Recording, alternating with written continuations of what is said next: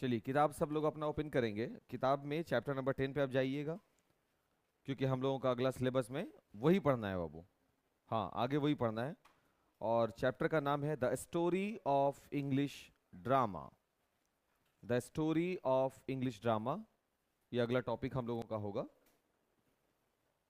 इसको अंडरलाइन करते चलिएगा। बहुत सारा उससे अच्छा है, अंडरलाइन करने से अच्छा है हम ड्रामा के सारे पॉइंट्स को यहाँ पर जैसे आएगा ना पॉइंट को हम यहाँ पे लिख दिया करेंगे, तो उससे होगा ये कि एक नोट्स भी क्रिएट हो जाएगा, घर पर जाकर हम उसको देख भी सकते हैं।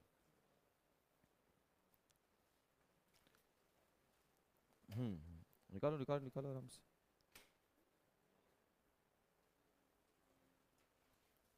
ठीक है, देखिए क्या लिख रहा है इंट्रोडक्शन में। इंट्रोडक्शन दे रहा है कि the word drama comes from a Greek word meaning thing done. The word drama comes from a Greek word meaning thing done. जो ड्रामा शब्द है वो एक ग्रीक वर्ड से, शब्द का अर्थ से निकल कर आ रहा है, जिसका अर्थ होता है कंप्लीशन, चीजों का कंप्लीट होना। उसी को कहा जा रहा है थिंग डन। क्लियर। इसके बाद बोलता है and the things it does, और वो चीजें जो यह कंप्लीट करता है, जो यह पूर्ण करता है, एज विथ एक्टिंग, एक्टिंग के साथ, क्रिएट अ वर्ल्ड अपार्ट, एक अलग प्रकार का वर्ल्ड, संसार क्रिएट करता है, बनाता है। कौन? ड्रामा। ड्रामा का मतलब क्या होता है? Thing done. कहां से लिया गया है ये वर्ड? ग्रीक भाषा का है। क्लियर हो गया यहां तक बात? और जब ये चीजों को कंप्लीट करता है तो वो किसके द्वारा कंप्लीट करता है? तो जवाब है as with acting create a world apart. अपने एक्टिंग से ये एक ऐसे संसार का निर्माण करता है जो बिल्कुल अपार्ट होता है, बिल्कुल अलग होता है, अलहदा होता है, एकदम अलग। कैसा apart? World modelled on ours, एक ऐसा संसार जो हमारे संसार के मॉडल होता है, यानी ऐसा लगेगा वही दुनिया। नाटक में क्या दिखाया जाता है, ड्रामा में क्या दिखाते हैं? एक अलग दुनिया, बट वो दुनिया मेरी ही दुनिया का कॉपी होता है। बस या तो चीजें बहुत ज्यादा एडवांस दिखलाई जाएगी या फिर चीजें बहुत ज्यादा लो करके दिखलाई जाएगी, बस यही चीज ना होता है। और क्या है? तो वही बोला जा रहा है कि वो जो अपार्ट वर्ल्ड है ना, वो संसार जो हमारे संसार से बिल्कुल अलग है, वो एक्चुअल में संसार है वर्ल्ड मॉडल्ड ऑन आवर्स। वो संसार जो हमारे ही संसार का एक प्रतिरूप बनाया जाता है, कॉपी बना के दिखाएगा। चीजों को एडवांस करो, चीजों को वैसा दिखलाओ जैसे अभी हालिया चीजें चल रही हैं, वही सब दिखाओ। द टू वर्ड्स, दो शब्द, एक शब्द है ड्रामा एंड प्ले। ये दो वर्ड है, ध्यान रखिएगा। ड्रामा एक वर्ड है, प्ले दूसरा वर्ड है। The two words drama and play are synonymous, means पर्यायवाची। कई बार एक दूसरे के जगह पर यूज होते हैं, लेकिन अपने घर में, अपने देश, अपने क्षेत्र में कौन सा वर्ड ज्यादा चलता है? प्ले या ड्रामा? ड्रामा ज्यादा चलता है ना? वही बात ये लिखेंगे। बट इन आर कंट्री, लेकिन हमारे देश में, द वर्ड ड्रामा, शब्द ड्रामा इज मोर पॉपुलर, वो ज्यादा पॉपुलर है, ज्यादा प्रसिद्ध है, then the word play. Bharat में कौन सा वर्ड ज्यादा चलता है? ड्रामा ज्यादा चलता है, प्ले नहीं चलता। अभी तो दुर्गा पूजा वगैरह आ भी रहा है, फिर वर्ड शुरू होगा, कोई बोलेंगे चलो आज प्ले है? बिल्कुल भी नहीं। प्ले का मतलब यहां होता है खेलना, डायरेक्ट, है ना बाबू? और ड्रामा का मतलब है वो जो नाटक, वो नाटक जो मॉडल्ड किया जाता है बिल्कुल हमारी दुनिया के जैसा, by the acting, help of acting, acting के सहायता से। क्लियर? आगे, drama is not solely A form of literature. अब ड्रामा को सोलली, केवल एक साहित्य का रूप मत मानिए, नॉट अ फॉर्म ऑफ ये लिटरेचर, बिल्कुल भी नहीं मानिए, बल्कि इट इज एट वंस, एक बार में, it is at once literary art, साहित्यिक कला है ये, एंड रिप्रेजेंटेशनल, प्रतिनिधित्व करता हुआ आर्ट, एक ऐसा कला जो प्रतिनिधित्व करता है, रिप्रेजेंटेशन नहीं है, रिप्रेजेंटेशनल है। आर्ट प्रतिनिधित्व करता हुआ एक कला है ये। इसको केवल और केवल लिटरेरी आर्ट मानना बेवकूफी होगी, ऐसे सीधा सीधा मत मानिए। ये तो ऐसा है, कला है जो आप सीखे हो और उस कला को दिखा रहे हुए, एक परफॉर्मेंस के जरिए आप उस कला को दर्शा भी रहे हो बोलते हुए। तुम अभी जो भूमिका निभा रहे हो वो एक स्टूडेंट की भूमिका है, जैसे ही घर जाओगे एक बेटे बेटी की भूमिका निभाना शुरू कर दोगे, कल को शादी वगैरह हो गई तो हो सकता है 2-3 भूमिका निभाना शुरू करोगे। हाँ, पापा की भूमिका, मम्मी की भूमिका, दादा की भूमिका, दादी की भूमिका, अलग अलग जगह पर अलग अलग रोल निभाओगे। क्या तुम इस दुनिया के रंगमंच पर एक एक्टिंग नहीं कर रहे? क्या तुम ड्रामा प्ले नहीं कर रहे? एकदम कर रहे हो। तुम यहां पर जैसे हो, क्या सच में तुम दोस्तों के साथ ऐसे हो? नहीं। तो वहां पे तुम दोस्त बन जाते हो, अब वहां पर तुम्हारा अलग एक्टिंग, वहां पे अलग रोल चल रहा होता है। आ रही है बात समझ में? इसलिए इसे कौन सा कला बोला जाता है? Representational art. सही? हाँ। As literary art play is made of word, क्योंकि जो लिटरेरी आर्ट होते हैं वो एक ऐसा प्ले है जो मेड ऑफ वर्ड, वो शब्दों के बने होते हैं, शब्द के ही तो हैं बने हुए। और उसमें कौन कौन से ड्रामेटिक एलिमेंट्स आते हैं जरा ध्यान रखिएगा।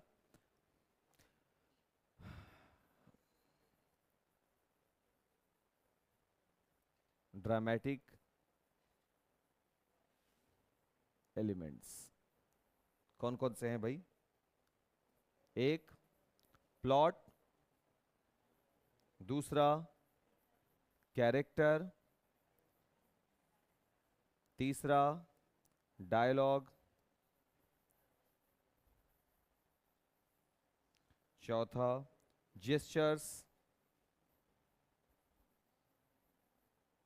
पांचवा सीनिक इफेक्ट्स, छठा म्यूजिक, और सातवां सोलिलोक्वी। देखो क्या क्या बात किया गया। ड्रामा के बारे में सभी को समझ में आया? ड्रामा का अर्थ क्या होता है? हाँ, तो ड्रामा को हम लोग डायरेक्टली बोलेंगे थिंग डन, है ना। ड्रामा का एक और बात पता चला कि ड्रामा इज इक्वल टू क्या होता है? प्ले होता है। बट इन आवर कंट्री कौन सा वर्ड ज्यादा पॉपुलर है? Drama word is more popular, है ना। मोर पॉपुलर किसके तुलना में? Then play. प्ले वर्ड ज्यादा पॉपुलर नहीं है अपने देश में। अपने देश में जो वर्ड ज्यादा पॉपुलर है वो है ड्रामा वर्ड। क्लियर हो गया बात? ड्रामा को एक और चीज कहा जा रहा है बाबू। ड्रामा को एक और चीज कहा जा रहा है, रिप्रेजेंटेशनल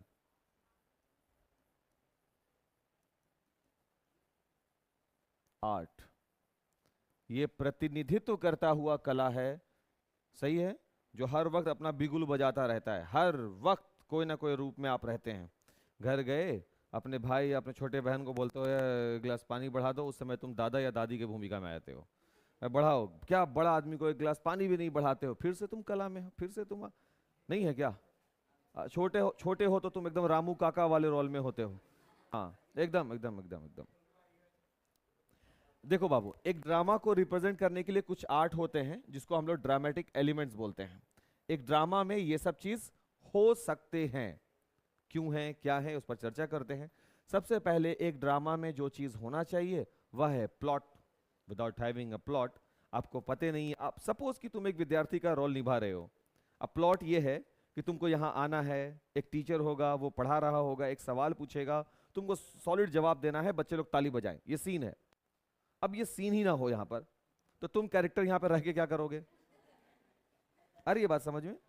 तो एक ड्रामा का सही रिप्रेजेंटेशन, अरे ये सब कोई टॉपिक नहीं है, तो ऐसे ही तुम समझ जाओगे कि एक ड्रामा में सबसे जरूरी चीज क्या है बाबू? प्लॉट।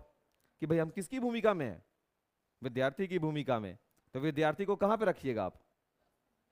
होना चाहिए ना क्लासरूम एक, तो वो प्लॉट होना चाहिए। आ रही है बात समझ में? हाँ, ये प्लॉट का मतलब कि क्या कहना है, टीचर क्या बोलेगा, होना चाहिए ना ऐसा चीज, सिचुएशन। इसलिए ये बहुत मैंडेटरी चीज हो गया प्लॉट। दूसरा कौन सा? कैरेक्टर। कौन से कैरेक्टर में भी आप हैं? स्टूडेंट के कैरेक्टर में है। अगर ये कैरेक्टर ही आपको ना मिले, क्या लगता है एक ड्रामा को कोई रिप्रेजेंट कर सकता है? कोई चीज का भी ड्रामा तुम बना कर देख लो। सपोज कि रामायण का ही हम एक ड्रामा प्रतिरूपीकरण आज कर रहे हैं, एक्टिंग करेंगे अभी, ठीक है। प्लॉट बना दिया, हाँ, वही सीता हरण वाला ही प्लॉट है, ठीक। अब सीता हरण वाले प्लॉट में ना तो सीता जी को दिखाए हैं, ना तो राम जी को, ना सीता, राम जी तो वहां पे थे ही नहीं, रावण को भी ना दिखाए हैं, तो हरण किसका होगा और कौन करेगा? सपोज कि रावण को खड़ा कर दे, सीता जी को ना रखें, या सीता जी हो रावण गायब कर दे वहां पर, तो प्लॉट तो फिर कैरेक्टर गायब हैं। तो हाँ, तो जितना अहमियत प्लॉट का है उतना ही अहमियत किसका हो जाता है, इंपॉर्टेंस किसका हो जाता है? कैरेक्टर का। तो क्या ये दोनों ड्रामा के अच्छे तत्व नहीं हो गए, एलिमेंट्स नहीं है? सही, दोनों को होना जरूरी है एक ड्रामा में। अभी और देखो, डायलॉग। तो सुनो ना बाबू, तो प्लॉट दे दिया क्लास का, कैरेक्टर दे दिया विद्यार्थी का, डायलॉग नहीं दिया तो टीचर भी खड़ा, स्टूडेंट भी बैठा।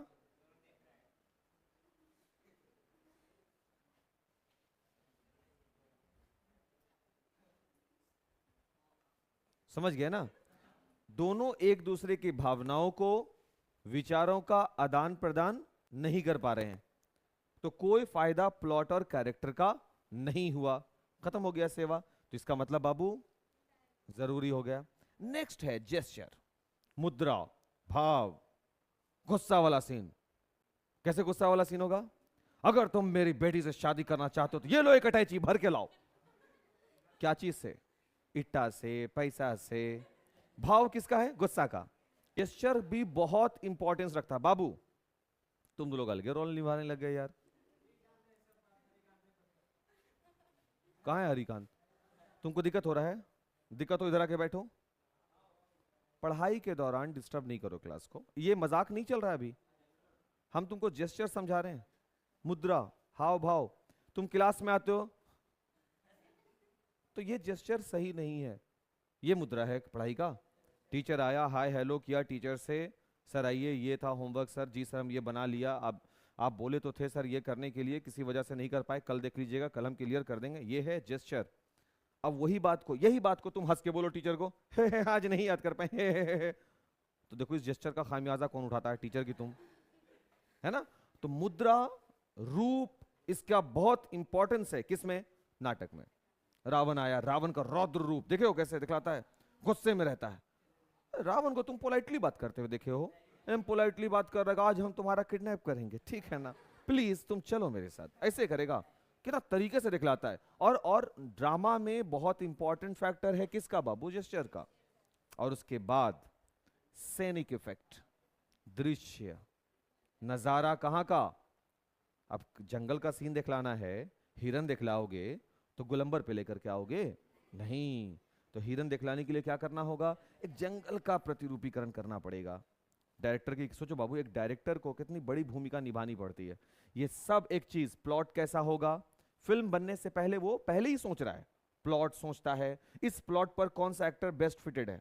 कहानी जब उसको मिलती है तो यही सोचता है ना बाबू, बेस्ट एक्टर कौन उसमें बेस्ट फिटेड है, उसको ढूंढता है। डायलॉग देखता है कि कौन एक्टर इस डायलॉग पर बेस्ट रहेगा, फिर चाहे जो हो जाए प्रोड्यूसर को फिर वो कन्विंस करे, बाद में वो कन्विंस कर लेगा कि नहीं इतना पैसा उस पर लगाना चाहिए, उस एक्टर को ही होना है वहां पे, उसके अलावा दूसरा कोई नहीं हो सकता। वही है जो ये देखेगा कि हीरो कैसा है, कोई रोमांटिक हीरो है या कोई एक्शन वाला हीरो है। अब कोई एक्शन वाला हीरो है तो उसके लिए बैकग्राउंड कैसा होना चाहिए तुम भी जानते हो, हम भी जानते हैं, सही है ना, सीन कैसा देना है। और कोई अगर रोमांटिक हीरो है तो उसके पीछे पेड़ पौधा देना होगा, बर्फ गिराना होगा जेठ में, पानी होना चाहिए, वही पानी ऐसा कि एक्टर दौड़ जाए पूरे पानी पे, मतलब सीन आप वैसे ही दीजिएगा ना बाबू। तो ये कौन सा इफेक्ट कहलाता है? सैनिक इफेक्ट, सैनिक इफेक्ट। एंड द लास्ट, अच्छा अभी और है म्यूजिक। म्यूजिक कई बार भाव नहीं है, म्यूजिक है, कई बार भावनाएं जो ऐसे नहीं कही जा सकती डायरेक्टली, उसको म्यूजिक के माध्यम से, आइदर वो म्यूजिक गा करके डायरेक्ट हो या फिर वो बैकग्राउंड म्यूजिक हो, दोनों ही। अब बैकग्राउंड म्यूजिक की भी बहुत अहम भूमिका हो जाती है बाबू फिल्मों में, ड्रामा में। अपने यहाँ ड्रामा छोटे स्तर का ड्रामा के बारे में बात नहीं हो रही है, ये वर्ड ड्रामा की बात हो रही है, सही है, म्यूजिक का भी है। एक चीज जो ड्रामा में जनरली नहीं दिखता है वो है सॉलिलॉक्वी। हाँ, सॉलिलॉक्वी होता क्या है? जो काम अभी हम परफॉर्मेंस कर रहे थे यहां पर, कौन सा परफॉर्मेंस था? कोई बैकग्राउंड, अभी तुमको क्या लगा था, अभी जो हम डिलीवर्ड कर रहे थे, जो बात अभी हम बोल रहे थे, इसके लिए आपको किसी बैकग्राउंड की जरूरत पड़ रही थी? कोई बैकग्राउंड चाहिए था, कोई म्यूजिक चाहिए था? कुछ भी नहीं, हम डायरेक्टली आकर के अपना जो कैरेक्टर है उस कैरेक्टर को प्ले कर रहे थे। सीधे बोलते जा रहे हैं, अपने बारे में बोलते जा रहे हैं, इसी को बोला जाता है सॉलिलॉक्वी। आ रही है बात समझ में? जहां पर कोई कैरेक्टर जहां पर कोई कैरेक्टर, उसको किसी डायलॉग की, जेस्चर की, ये सब चीज की जरूरत नहीं होती, वो सिंपल सा आकर खड़ा होता है और आने के बाद वो अपने बारे में जो भी उसको रोल, जो भूमिका है, उसके बारे में वो सीधा खड़े होकर के बोलना शुरू कर देता है। ये भी ड्रामा का एक पार्ट है। अभी हम आए क्लास में, खड़े हुए और बोलना शुरू कर दिए, किसका एक पार्ट है? ये भी ड्रामा का एक हिस्सा है, एक एलिमेंट है, और ये एलिमेंट का नाम क्या है? सॉलिलॉक्वी। सॉलिलॉक्वी। उच्चारण में जब दिक्कत हो, गूगल पे जाइए, प्रोनंसिएशन, हमेशा वर्ड लिख करके उसके प्रोनंसिएशन को देखा कीजिए। तो ड्रामा में कौन कौन से एलिमेंट मौजूद होंगे? Plot, character, dialogue, gestures, scenic effect, music, soliloquy. मुश्किल नहीं। द वर्ड ड्रामा, ड्रामा का मतलब होता है चीजों का कंप्लीशन।